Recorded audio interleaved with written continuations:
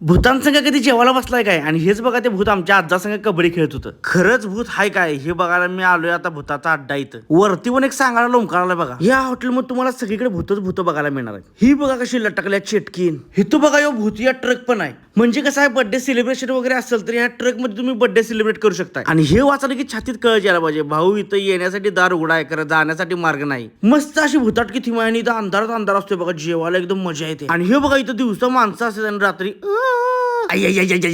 कवट्या माकडात.